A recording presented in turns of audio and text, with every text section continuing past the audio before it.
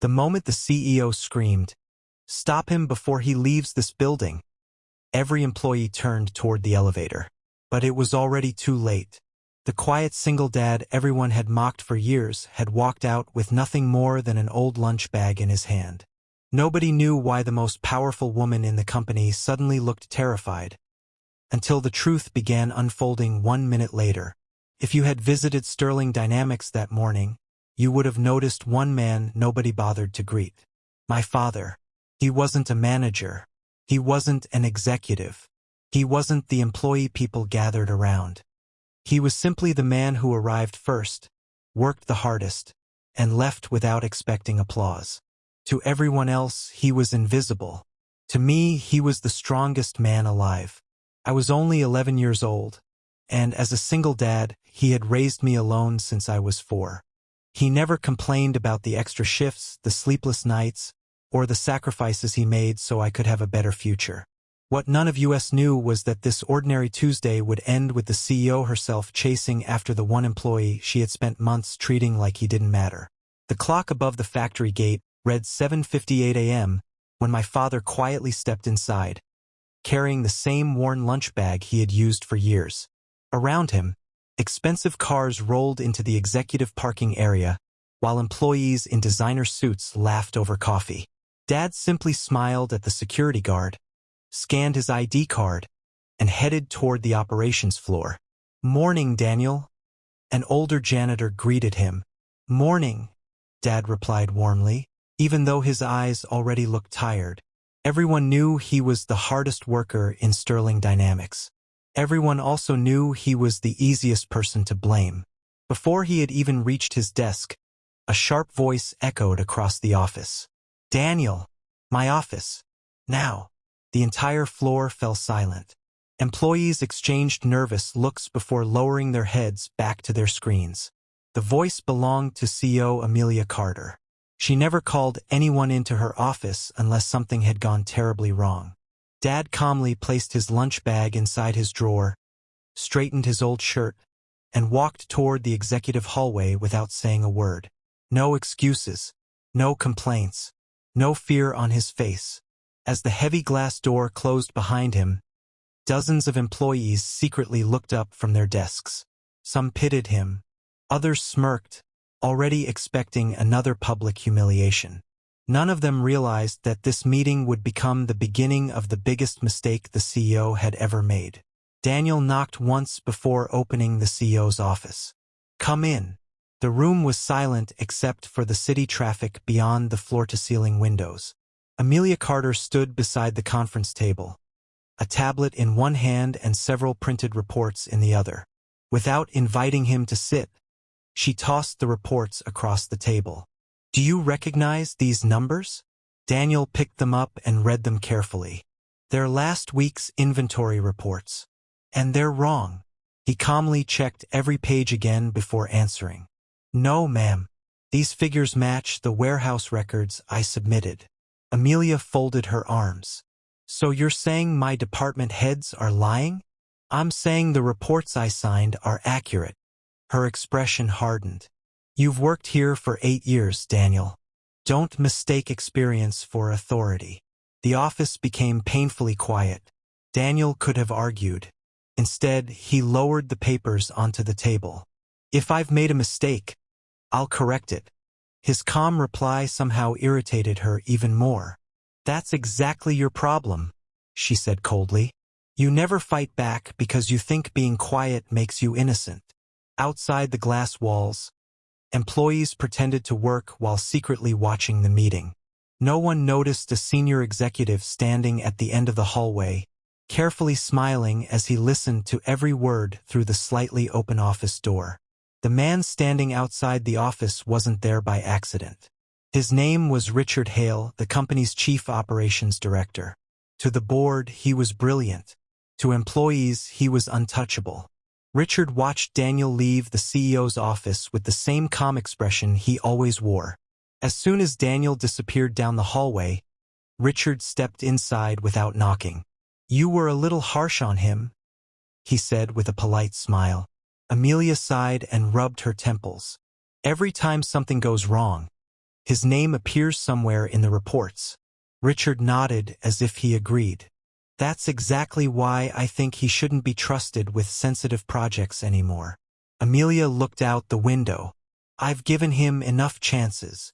Richard carefully placed another file on her desk. I've already prepared a replacement. One signature from you, and I'll transfer him to the night shift. For several seconds, Amelia remained silent. Then she signed the document without reading every page. Richard thanked her, hiding the satisfaction on his face before leaving the office. Meanwhile, Daniel quietly returned to his desk. He opened his lunch bag, took out the sandwich he had made before sunrise, and was about to take his first bite when an email notification flashed across his computer screen. Effective immediately, you are being transferred to the night shift. The entire office turned to look at him. Some shook their heads in sympathy. Others smiled, believing they had just witnessed the end of Daniel's career. Daniel stared at the email for several seconds. Around him, keyboards slowly stopped clicking. No one said a word. Everyone knew what the night shift meant. Fewer opportunities. No visibility. No chance of promotion. It was where forgotten employees quietly disappeared. His closest friend, Michael, hurried over. Daniel, this isn't right. You trained half the people in this department. Daniel closed the email and gave a faint smile. It's just another shift. Michael lowered his voice. No.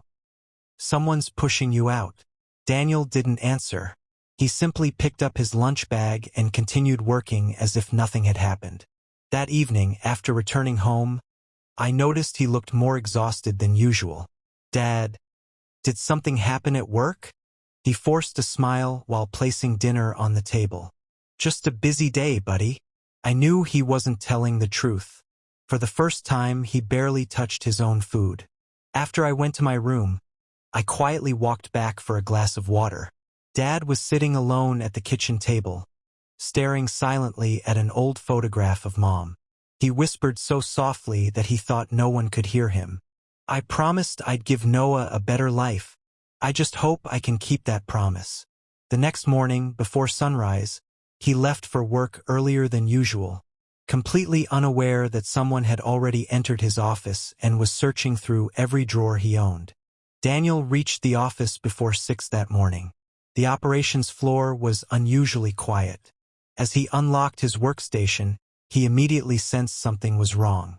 His desk looked neat, too neat. The family photo I had given him on Father's Day had been moved to the opposite corner. His notebook was upside down, and one drawer wasn't fully closed. Someone had been there. Daniel slowly opened the drawer. Nothing seemed missing, but years of routine had taught him exactly where everything belonged. Someone had searched through his desk. Before he could think any further, Michael rushed toward him, breathing heavily. Daniel, don't log into your computer. Daniel frowned. Why? Michael glanced around to make sure no one was listening. Richard ordered the IT department to copy everything from your account last night. Emails, reports, even your private work notes. Daniel's face remained calm, but his eyes narrowed. Did they say why? They told everyone it's part of an internal audit. But I've worked here long enough to know that's not true. At that exact moment, an announcement echoed across the office. All department supervisors report to conference room A immediately. Employees hurried toward the meeting room. Daniel quietly followed behind them. As he entered, he noticed Amelia already seated at the head of the table. Then Richard stood up with a confident smile, connected his laptop to the large screen, and displayed a financial report with Daniel's employee ID printed across the top. The room fell completely silent. Richard pointed toward the giant screen. Ladies and gentlemen, the inventory losses from the last quarter all lead back to one employee. He pressed a button. Daniel's employee profile appeared beside a list of missing inventory approvals. Several people gasped.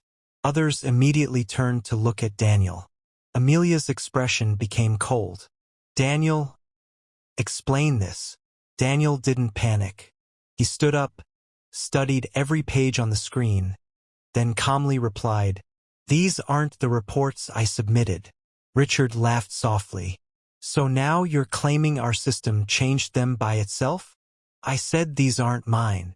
Richard walked closer. "They carry your employee ID, your digital approval, and your department code. Are you accusing the company of fabricating evidence?" Daniel looked directly at the screen again. For several seconds, he said nothing. Then he noticed something everyone else had missed. The approval timestamp. His eyes narrowed.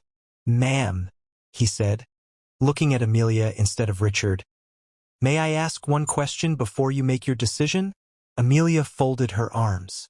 "You have 1 minute." Daniel pointed toward the timestamp displayed beneath his electronic signature.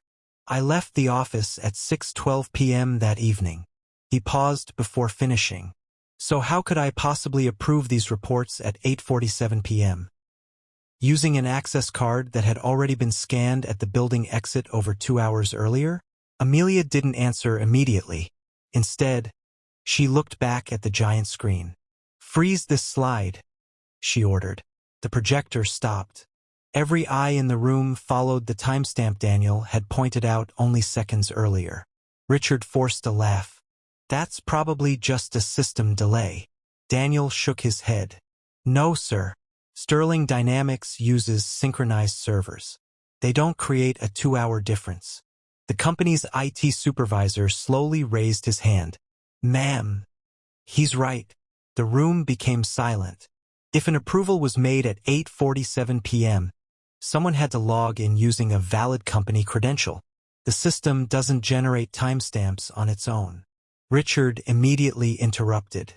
Then perhaps Daniel shared his password. Daniel calmly reached into his pocket and placed his company access card on the table.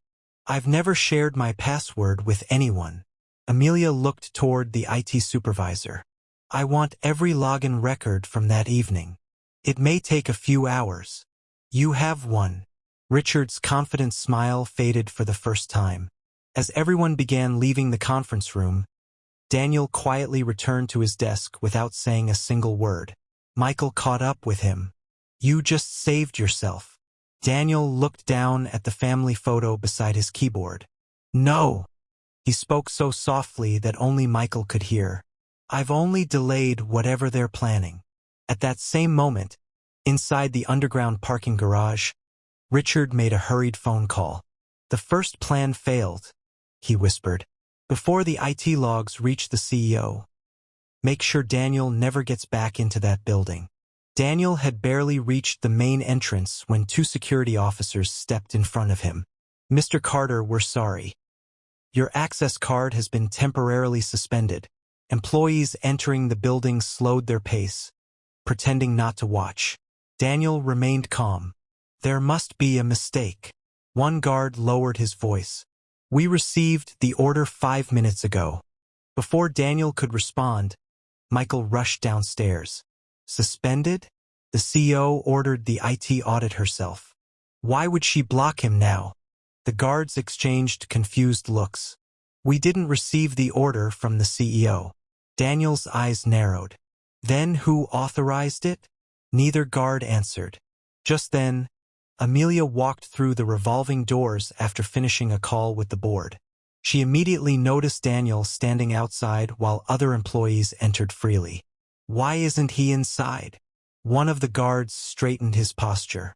"Ma'am, we were instructed to deny Mr. Carter entry until further notice." Amelia frowned. "I never gave that instruction." Silence.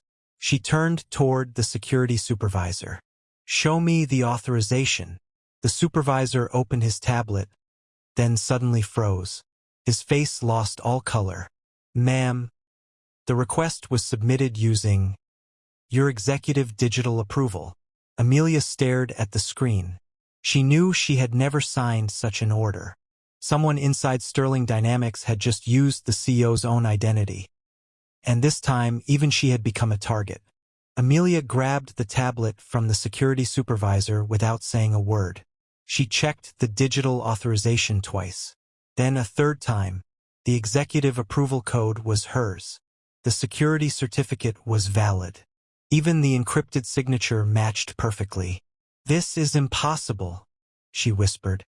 The head of IT arrived moments later, carrying his laptop. "Ma'am, we've completed the login audit." "Tell me one thing first," Amelia interrupted. "Can someone duplicate my executive approval?" He hesitated. "Not without help from someone with high-level system access." Richard walked into the lobby just as those words were spoken. "What happened?" Amelia handed him the tablet. "Someone used my credentials to lock Daniel out." Richard frowned convincingly. "That's serious." Then he turned toward Daniel. "Until we identify who's responsible, perhaps it's best if you remain at home." Daniel looked directly at Amelia. "I'll do whatever the company decides." There was no anger in his voice, no attempt to defend himself, only quiet dignity. For some reason, that bothered Amelia more than any argument could have. Just then, the IT manager looked up from his laptop. "Ma'am, there's something else." Everyone turned toward him. The same executive account that suspended Daniel also accessed a confidential archive at 2:13 this morning. Amelia's expression changed. "I was at home." The IT manager slowly closed his laptop. "Which means someone inside this company has been using your identity for much longer than we thought." The IT manager connected his laptop to the large display in the lobby. "These are the activity logs from the executive account." A timeline appeared on the screen. Every login, every file opened, every approval issued over the past 6 months. Amelia studied each entry carefully. Then one detail caught her attention. "Zoom in." The IT manager enlarged the record. Every suspicious login had happened within 10 minutes of one particular event. Richard entering the executive floor. Richard forced a smile. "That's just a coincidence." Before anyone could respond, the IT manager spoke again. "Actually, there's more." He opened another window. "Our system also records the device used for each login." A long serial number appeared. The IT manager compared it with the company's registered devices. After a few seconds, he slowly looked up. "Ma'am, that executive account wasn't accessed from your office." "Then where?" Amelia asked. He swallowed nervously. "From a laptop assigned to the operations division." Richard's confident expression disappeared for the first time. Several department heads exchanged uneasy glances. Richard immediately raised his voice. "Many employees use operations laptops. That proves nothing." "No," the IT manager replied calmly. "It doesn't." He pressed one final key. A security camera snapshot appeared beside the login record. The image wasn't perfectly clear, but one person was visible carrying that laptop into a private meeting room at 2:12 a.m. The room fell silent. Every eye slowly turned toward Richard. No one spoke. The frozen security image remained on the screen while every employee waited for Richard to explain himself. He glanced at the blurry picture and let out a quiet laugh. "A shadow? That's your evidence." The room hesitated. He was right. The face in the image couldn't be identified. Richard straightened his tie and looked at Amelia. "If we're accusing executives based on blurry footage, none of us is safe." Several board members slowly nodded.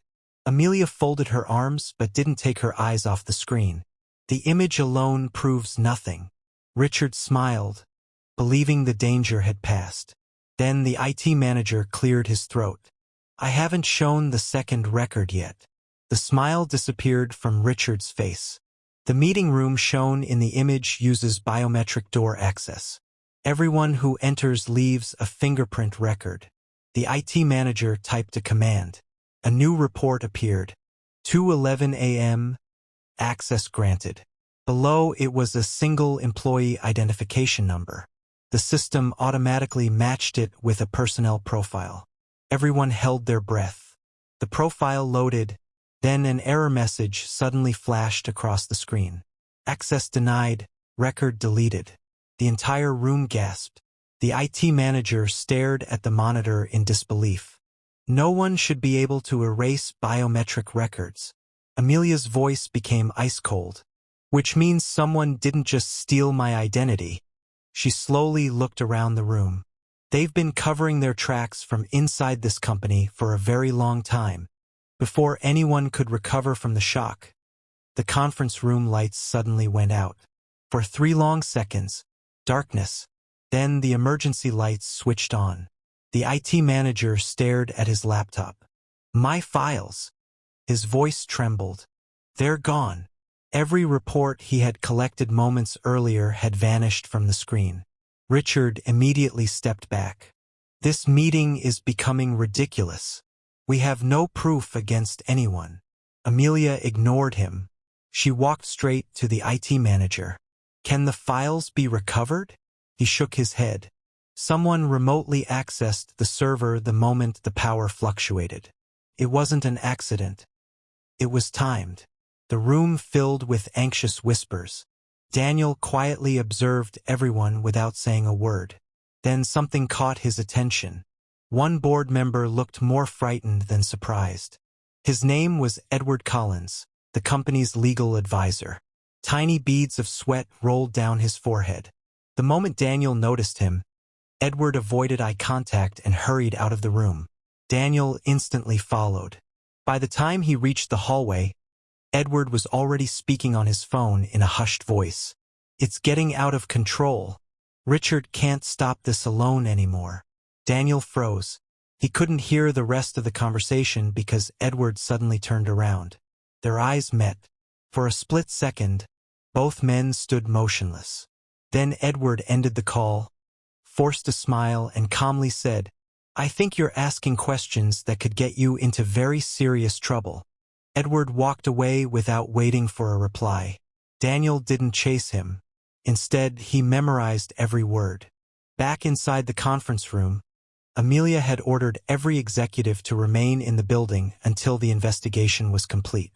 No one was allowed to leave. Within minutes, corporate security sealed every exit. Phones weren't confiscated, but every company computer was disconnected from the network. The atmosphere had completely changed. Just hours earlier, everyone believed Daniel was the problem. Now, nobody knew who could be trusted. Michael quietly sat beside Daniel. I've worked here 15 years, he whispered. I've never seen the board this scared. Daniel kept his eyes on the conference room door. They're not scared of losing money. They're scared of the truth. Just then, a young assistant rushed inside, breathing heavily. Ma'am, we found something. She handed Amelia a small storage drive that had been discovered behind a cabinet in the executive archive room during the security lockdown. There are hundreds of internal files on it. Amelia looked toward the IT manager. Open it. He connected the drive to an isolated computer. A list of folders appeared on the screen. The first folder contained financial records. The second contained executive emails.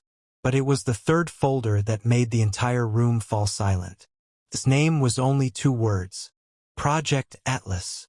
No one in the boardroom had ever heard that name before, except Richard, whose face suddenly turned completely pale. The IT manager clicked on Project Atlas. Password window instantly appeared. He tried the company's master authorization. Access denied. He tried the CEO's executive credentials. Access denied. Amelia frowned. Who created this folder? The system searched for a moment before displaying a single line. Owner, unknown. The room fell silent. No employee can hide their identity from this system, the IT manager whispered. I've never seen anything like this.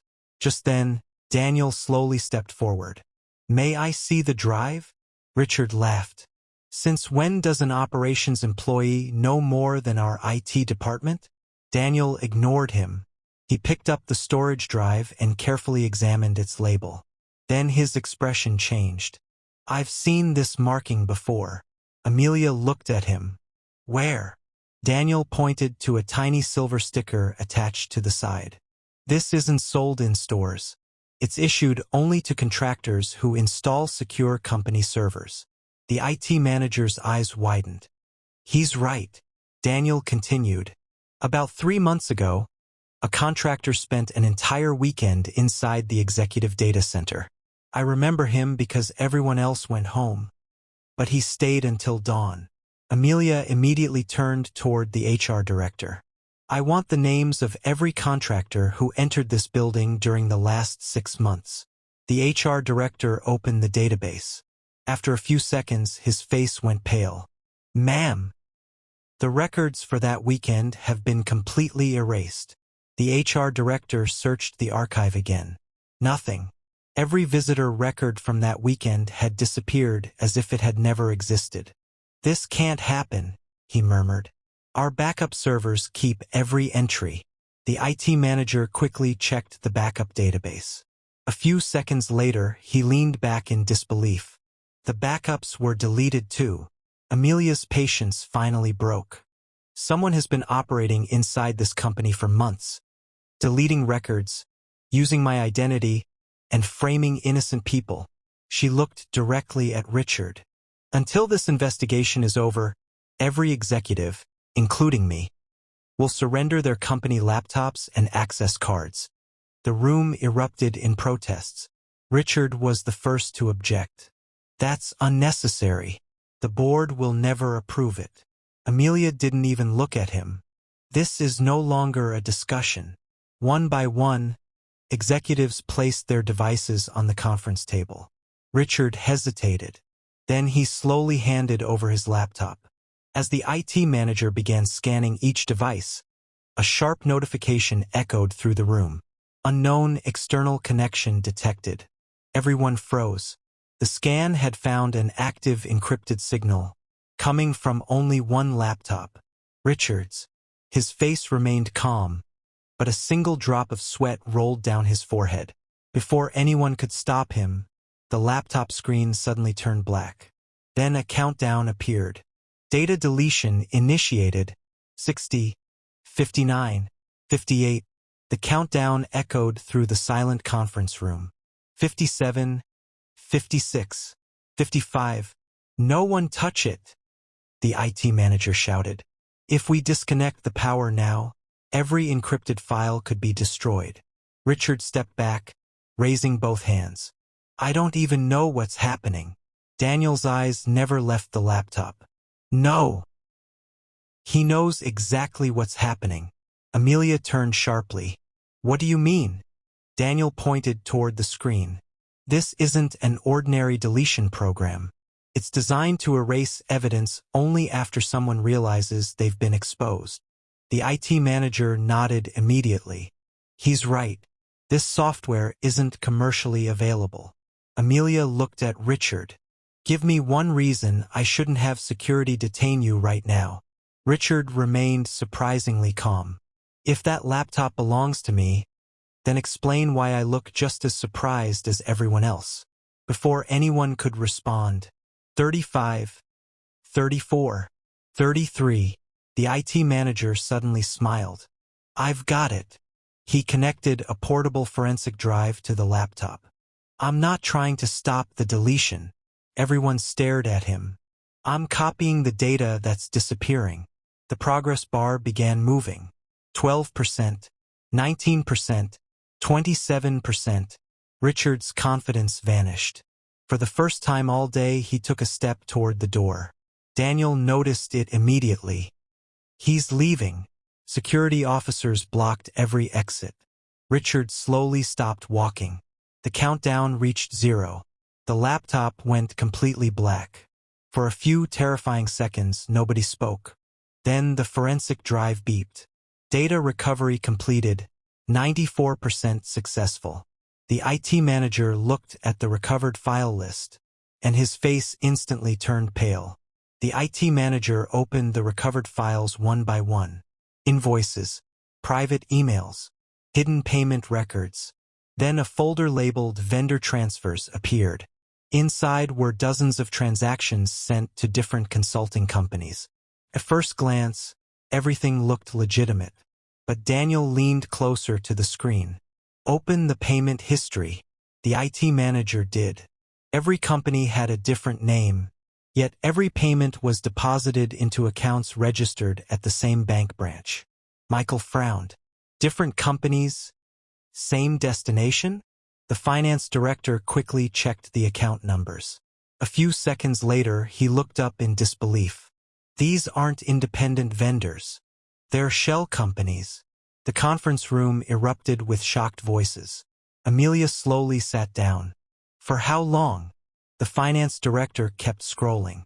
The earliest payment dates back almost 4 years. Richard slammed his hand on the table. This proves nothing. Large corporations work with hundreds of contractors. Daniel remained calm. Then explain why every contract was approved within 5 minutes. Without competitive bidding. Silence. The finance director opened another document. His hands began shaking. Ma'am. Over the last 4 years, more than $82 million left this company through these accounts. Nobody spoke. Even Richard's face lost its confidence. Then the IT manager opened the final recovered file. Contained only one sentence. Final beneficiary report. He clicked it.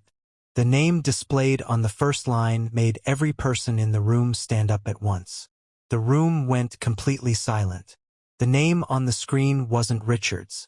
It wasn't Amelia's either. It belonged to Harrison Blake, the company's founder, who had officially retired 5 years earlier and hadn't been seen inside Sterling Dynamics since. Amelia stared at the monitor. That's impossible.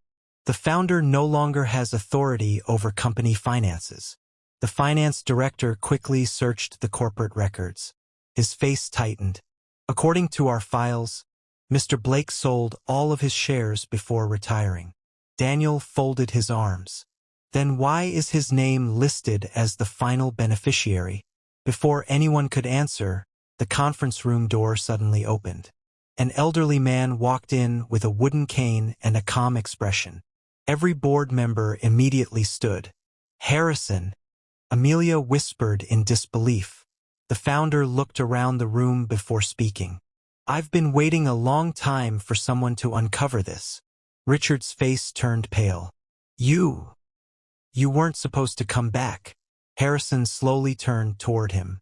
No, Richard. I stayed away because I wanted to know who would destroy the company the moment I stopped watching. He then faced Amelia. I never received a single dollar from those accounts. My name was used because whoever planned this believed no one would ever suspect a man who had already walked away.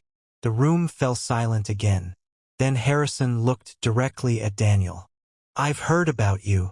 You refused promotions, refused bribes, and never stopped protecting this company.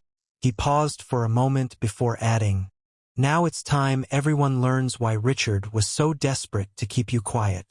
Harrison slowly walked to the head of the conference table and placed an old leather notebook in front of Amelia. I wrote down every concern I had before I retired, he said quietly. Names, dates, contracts, everything that didn't feel right. Amelia opened the notebook. Every page matched the evidence recovered from Richard's laptop. She looked up in disbelief. You knew something was wrong all these years? Harrison nodded.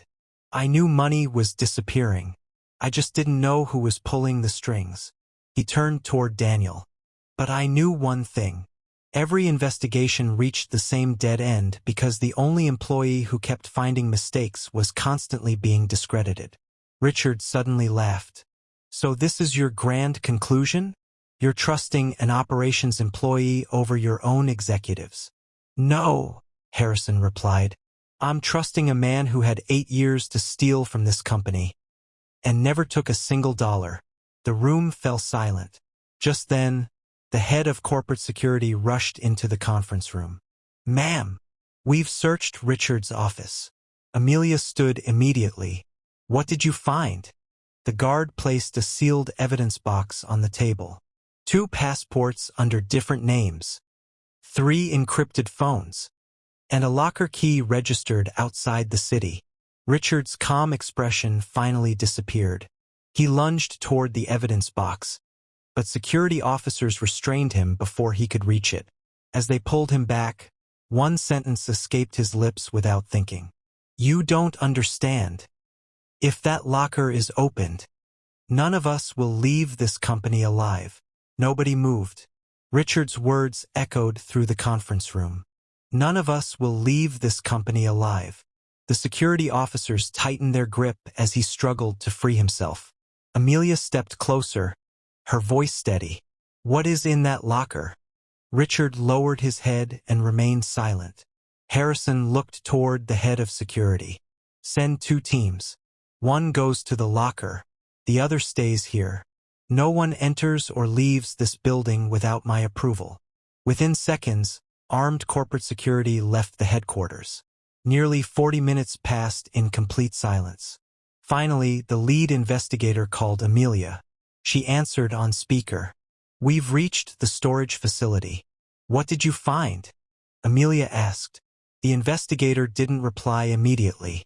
When he finally spoke, his voice had changed. "Ma'am, this isn't just a locker. It's an entire rented warehouse." The room froze.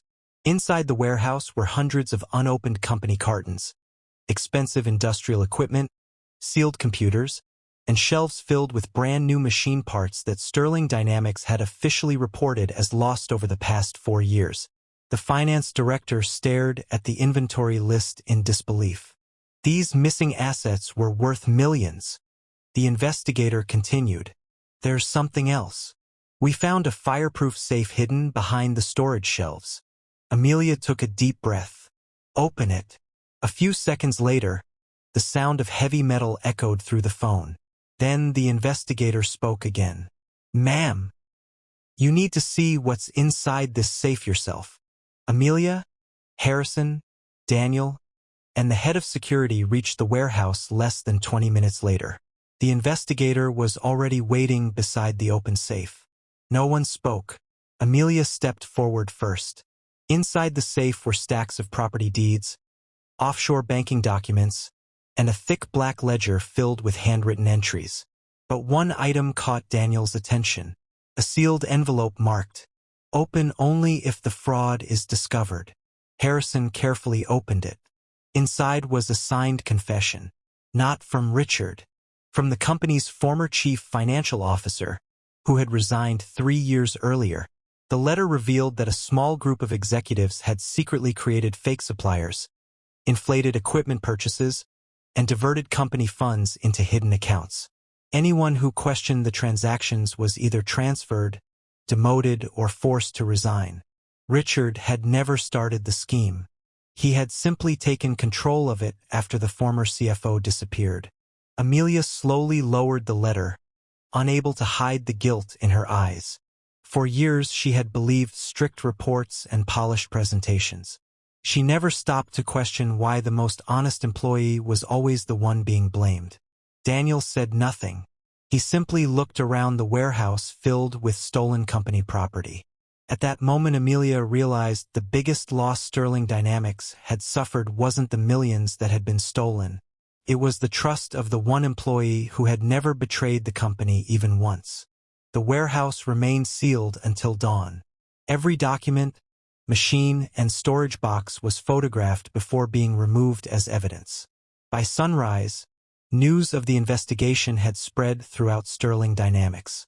Employees gathered in small groups, whispering the same question. Was Daniel really innocent all along? Back at headquarters, Amelia called an emergency meeting with every department. No presentations, no speeches, just the truth. She stood in front of hundreds of employees, took a deep breath, and said, "For months, I made decisions based on incomplete information. I trusted reports more than I trusted people." Her voice grew quieter. "And because of that, I failed one of the most honest employees this company has ever had." The room became completely silent. Amelia turned toward Daniel, who was standing near the back. "Daniel, I'm sorry. No cameras, no reporters, no applause. Just a CEO admitting her mistake in front of everyone." Daniel looked around the room before answering. "I never wanted an apology. I only wanted the truth to matter. Several employees lowered their heads in shame. Some of those same people had laughed at him, avoided him, and believed every accusation without asking a single question. At that moment, they realized something painful. Respect can disappear in a single lie, but earning it back can take years. 3 days later, Sterling Dynamics looked like a different company. The executives involved in the fraud had either resigned or been taken into custody. New compliance teams had replaced the old management, and every department was being audited from top to bottom. Daniel returned to work expecting another ordinary day. Instead, Amelia was waiting outside the main entrance. There were no cameras, no board members, just the two of them. As Daniel approached, Amelia extended her hand. I can't erase the way I treated you, but I can make sure it never happens again. Daniel shook her hand politely. I don't need revenge, ma'am. I just hope the next honest employee won't have to suffer to prove he's innocent. Those words stayed with Amelia. Later that afternoon, she announced a company-wide reform. From that day forward, no employee could be disciplined, transferred, or demoted without an independent review. Anonymous reporting channels were introduced, promotion decisions became transparent, and every manager would now be evaluated by the people working under them. For the first time in years, employees felt their voices actually mattered. As everyone applauded the changes, Daniel quietly picked up his worn lunch bag and walked back to his desk. He never asked for a promotion. He never demanded recognition. Yet everyone in the building knew that the culture of Sterling Dynamics had changed because one single father refused to sacrifice his integrity, even when it would have been easier to stay silent. Months passed, but the events of that week were never forgotten. The board unanimously appointed Harrison Blake as senior advisor until a new leadership structure was in place, while Amelia remained CEO with one promise: to lead with facts, not assumptions. Daniel's life, however, changed in a much quieter way. He still arrived before sunrise. He still carried the same old lunch bag. He still greeted the security guards by name. The only difference was that now, every employee greeted him first. One afternoon, Amelia invited Daniel into her office. I'd like you to become director of operations, she said. No interviews, no politics. You've already earned it. Daniel smiled respectfully. I'm honored, ma'am. But I'd rather stay where I can solve problems instead of sitting behind a desk. Amelia couldn't help but smile. For the first time, someone turned down a promotion for the right reason. A few weeks later, Sterling Dynamics launched a new employee recognition program. It wasn't named after a founder or a CEO. It was named the Daniel Carter Integrity Award, presented each year to the employee who demonstrated honesty, courage, and selfless dedication. The first recipient, of course, was Daniel himself. As I watched my father walk across the stage, the entire company rose to its feet in a standing ovation. That was the day I finally understood the lesson he'd been teaching me my whole life. Success can earn you admiration. Power can earn you authority. But only integrity earns a respect that lasts forever.